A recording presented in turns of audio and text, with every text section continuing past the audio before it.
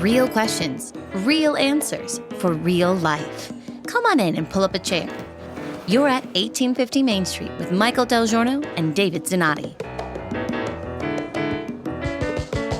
Is Ron DeSantis' campaign already in trouble? And that's the narrative coming from the media left. Let's talk about it today. Feels a little hot in here today. A little muggy. You know how I get. A little anxious when I can't breathe. Oh, I hate summer. Other than baseball and the Little League, World Series coming up, I have no use for summer whatsoever. I was thinking about, speaking of hot and muggy, I was thinking a while ago about the evening you and I spent on the radio in 2016, the night that Donald Trump was elected. What a night. And I was thinking about all the broadcasts that we did together prior to that election, where we were talking about the primary and lanes that candidates were in and who would get the nomination and how would it work, and was it going to be Rubio, was it going to be Cruz, was it going to be Trump, and all that work and all that research. And I realized, oh my gosh, it's time. I've got to go back to the long legal pads and the spreadsheets. And we've got to put together all those doggone primary dates and count the delegates and the special delegates and the general delegates and what's the critical mass and what's the number that's needed and how soon will you know, and all of that stuff, because the board game of that primary is just about to get started. And part of it's exciting and the other part is, oh man, that's a lot of work. Yeah. That's a lot of work. But the notion that, to the question, is Ron DeSantis done before he even starts? I mean, that's the narratives from the left. He's sagging is the big narrative of this week. The failed launch on Twitter. Failed launch. The guy's got $150 million, and there's nobody within a rifle shot of him in second place against a former president. I don't know that the narrative matches the numbers, but I will, to your point, who's having that conversation a year and 4 months out? I mean, that's beneath my intelligence. Anything could happen between now and when it really matters, including the launch of my campaign. Yeah, there you go. That with Nick as your vice presidential candidate, you would get a ton of attention. All right. He just misses the age qualification by a little bit. All right. So the question that I've got is, let's go back to lanes, because you're really good at lanes, and right now what I see is chaos.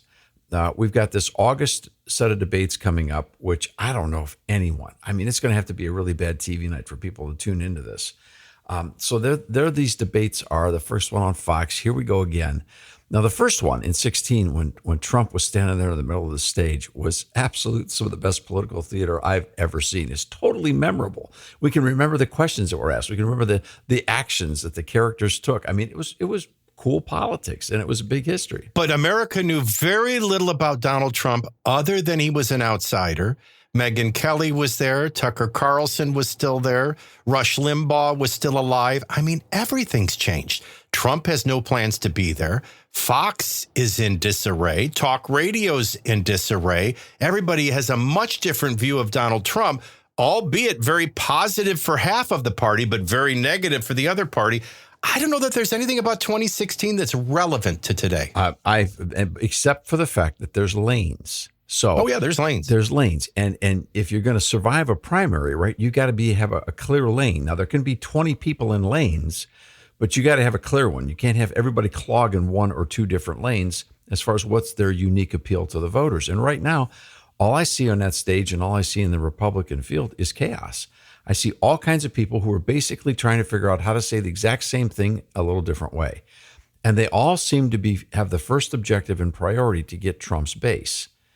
Okay, well, if Trump's base is only 35% of the voters, who's going after the other 65% of the Republican voters? Or is it just that only a third of the Republican voters actually come out and vote in the primary? And so which third is it? This is going to throw a curveball in the conversation. The reason I get lanes so well is because I spent all my life positioning radio stations. Remember, positioning isn't what you do to the product. Positioning is what you do to the mind of the user. It's all about lanes. But I'm going to throw you a twist. If I was running Ron DeSantis' campaign, and with $150 million, there's a lot you can run. I have this guy occupying the same lane as Trump for the longest possible time and then let the road split over COVID. That's not quite what Donald Trump's allowing him to do. It's not quite what he's doing. But you and I said it from the very beginning. You are the same lane as Donald Trump with a different, more credible trajectory other than Trump was president and a better handling of COVID, which is a key issue and a key problem for Donald Trump because the people that love him the most don't believe in COVID the most. And he betrayed them as much or more than Biden by trusting Fauci. So, yeah, that's why evidently wherever DeSantis goes, he says that he would have fired Fauci. And so that's that whole conversation there. You know where I think DeSantis is failing the most? And that is telling us who he is. And let me tell you why. Because remember that I told you a story a long time ago about when me and Gwen got the Republican Party platform, and then we suddenly realized we're not nativists, we're not Islamophobes, we're not homophobes, we're not radicals, we're not revolutionaries. We were Republicans, because we had never read the actual platform. I felt the same way reading the bio of Ron DeSantis. Does anybody think, because the whole thing is, he's an idiot. It'll come out eventually. He's nowhere near what Donald Trump is. And I'm thinking, does everybody realize, well, first, what staggered me was Ron DeSantis, candidate for president of the United States and 46th governor of the great state of Florida, was born my freshman year of high school. So I instantly didn't like him and felt old. But then as I read on, do you realize this guy got his BA from Yale, his law degree from Harvard? He's got a BA from Yale, a Harvard law degree. And what does he do? He joins the Navy and spends 15 years in the United States Navy, where he gets a Bronze Star with the Navy and Marine Corps. All right, so we're talking about, this guy's starting to look like JFK now. Then he takes the trajectory of running. Oh, first of all, he was the representation. He's a lawyer. He's a JAG lawyer, okay? He was a Navy lawyer. He was assigned to Navy SEAL Team 1. So he represents Navy SEAL Team 1, gets a lot of attention. In the field, by the way, he's overseas in a battle zone. Then he comes home, runs for the 6th district, becomes a congressman for 3 terms. Then he beats Rick Scott for governor, which was a very big victory. I mean, this is not some Joe Schmo off the street. I mean, if I was him, I'd be telling this amazing story. So that's a failure to launch. That's a bad start, because that brings us to the question of his qualifications. And that's the first thing we got to. Let me ask you something. You look across that stage right now. Is there anybody more qualified based on resume to be considered for the executive office of the nation than DeSantis? I guess if he went from United States Congress to head the CIA to vice president, I'd bring up George Herbert Walker Bush. Yeah. But outside of that, in my lifetime, has there been a better resume than this and a more natural trajectory than this? No. And nobody. And by the way, the media's not going to tell this story for him. They don't want him. Right. Because quite frankly, he'll tell you, because they know I can beat Joe. But the qualifications issue is a darn big deal, and the mental capacity is a big question, and the natural curiosity, and the fact that he wasn't born with a silver spoon in his mouth. I mean, the guy was, basically came from Jacksonville, nobody special, worked his way up the line. So, okay, that's the background check is pretty darn good when you look for the qualifications. Yeah, then you move to a state, which, by the way, for lanes and narratives, that's a difficulty for the left. We said a long time ago, if they went with like Gavin Newsom, wouldn't that be the ultimate? That America would take a year and a half and examine the state of Florida from a infrastructure standpoint, from a fiduciary standpoint, from a jobs standpoint, a home value standpoint, schools and education. I mean, let's just compare California to Florida and have that discussion at a deep policy level. But Florida is obviously a very thriving, successful state, a very important state in the Electoral College.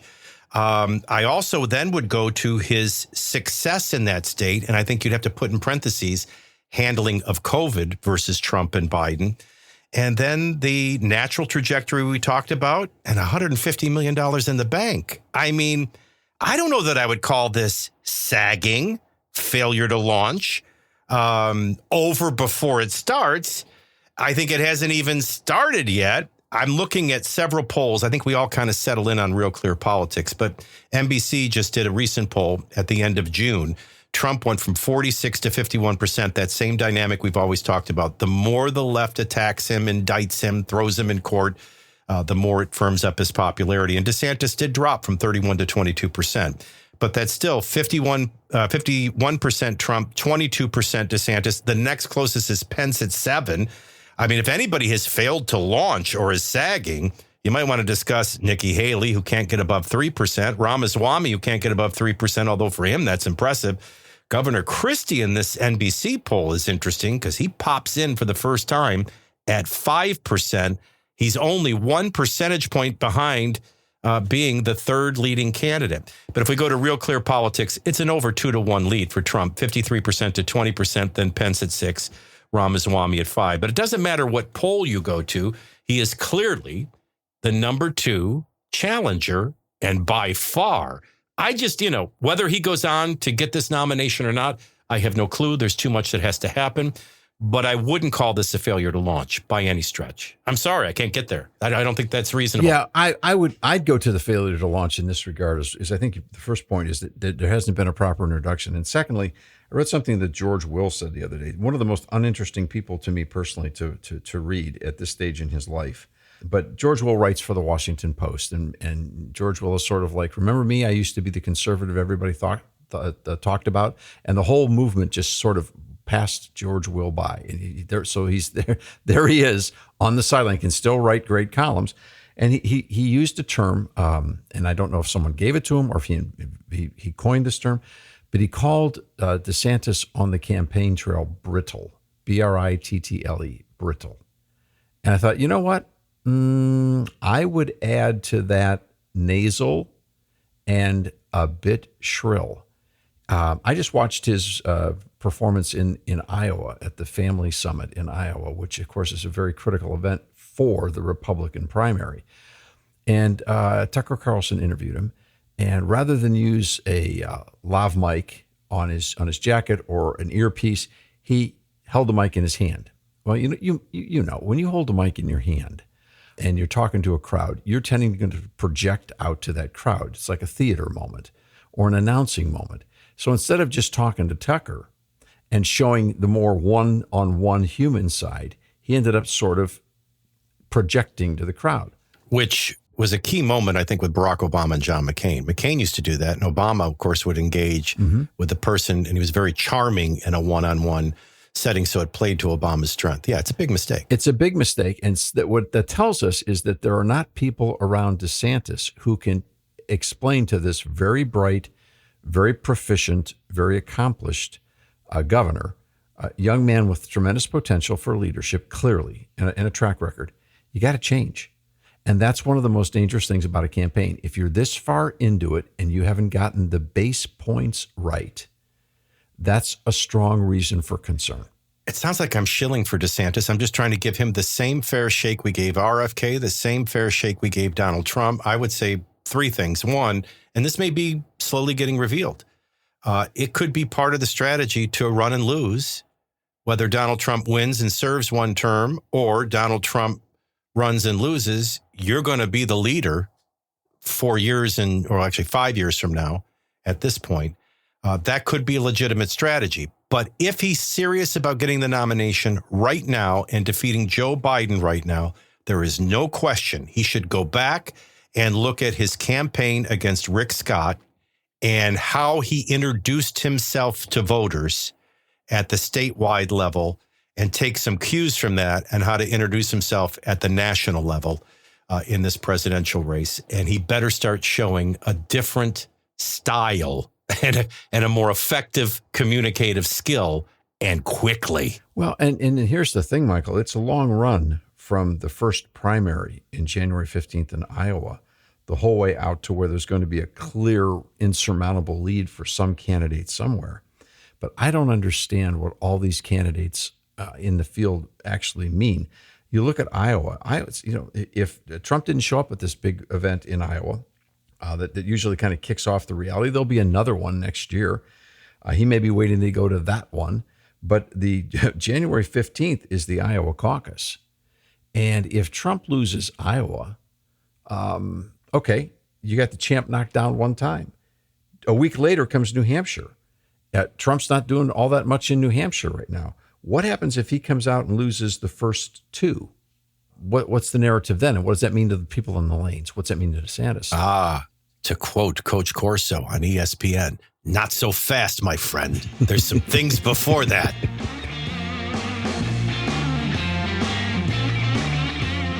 Combined, Michael and David have been on the airwaves for almost 70 years. They have seen a lot of elections and a lot of presidents. And they're both independents. Surprised? Learn more at 1850mainstreet.com.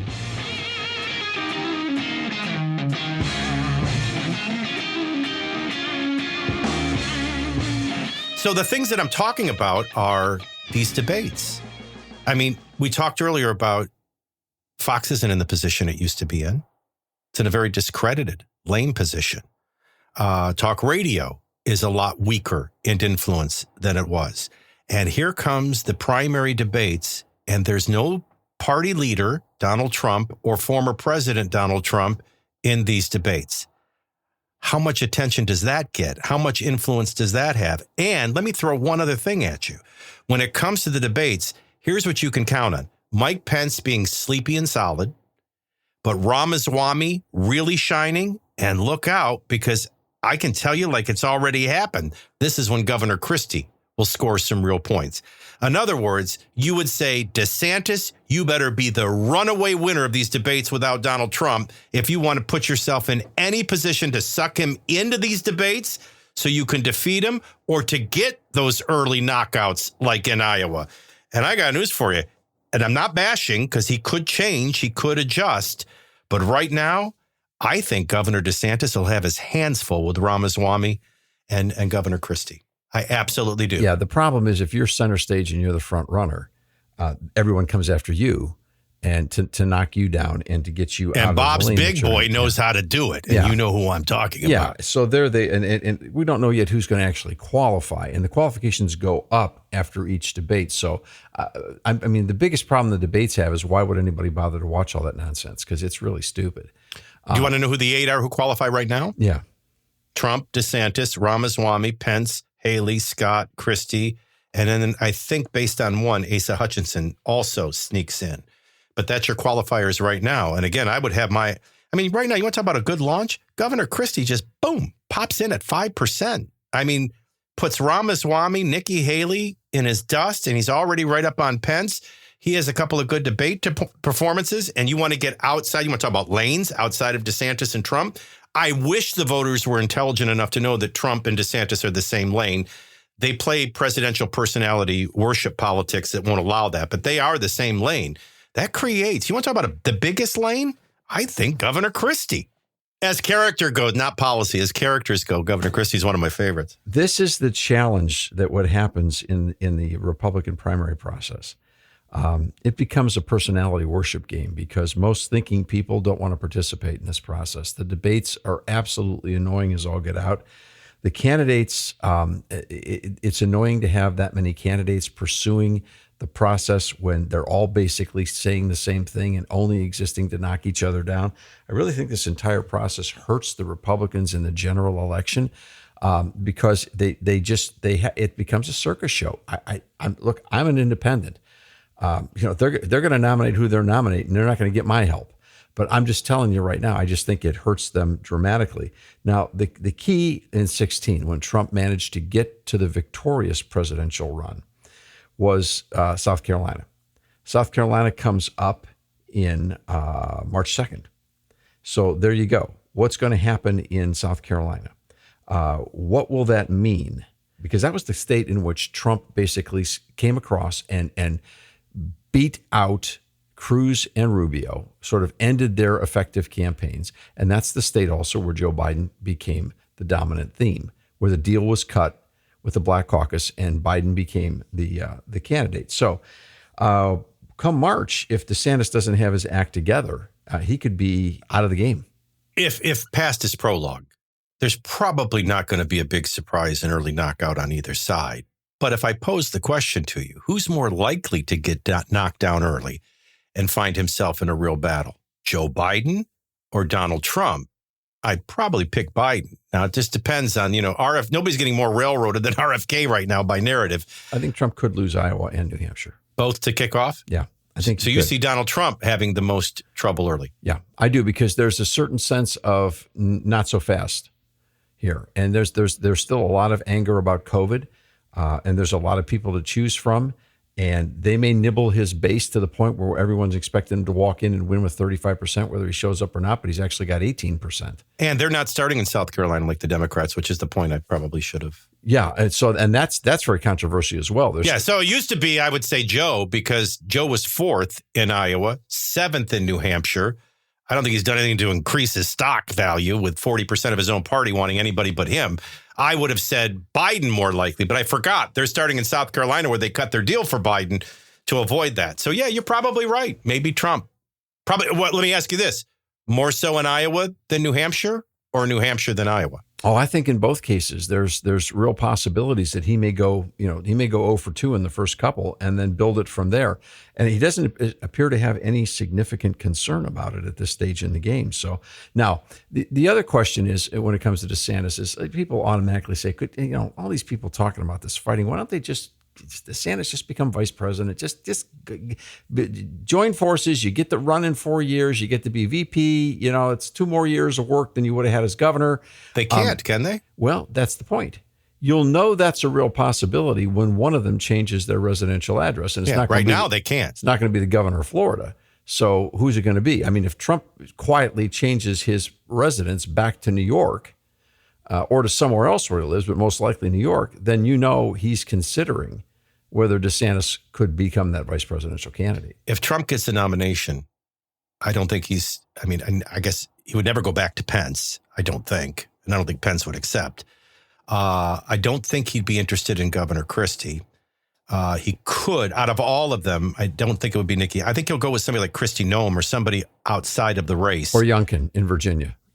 Youngkin brings the most to the ticket. Or Youngkin in Virginia, yeah. So I don't think you're going to see any of these. Yeah, I don't think you're going to see any of these runner-ups. No, I think, and that's why those ones that could be in are sitting out, because they're presuming it's going to be Trump. And Youngkin is in the strongest place, because if he could bring Virginia into the presidential electoral vote count for the Republicans, that's a big deal. One thing's for sure, way too early, a lot to play out. But some of these candidates who are having some difficulties should wake up and make some adjustments, right? Yeah, you really would prefer to see the most qualified people doing well enough that we can genuinely have a debate among people who are highly qualified. And right now, I don't know, man, as much as I'm not a big George Will fan, I got to admit, he's got the right word. DeSantis looks brittle to the point where, does he have a glass jaw? I don't know. Well, I'm feeling pretty brittle after 2 buckets of balls today. And I'm not running for anything other than to my physical.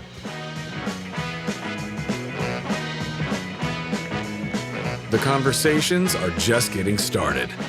To get connected, check out 1850mainstreet.com.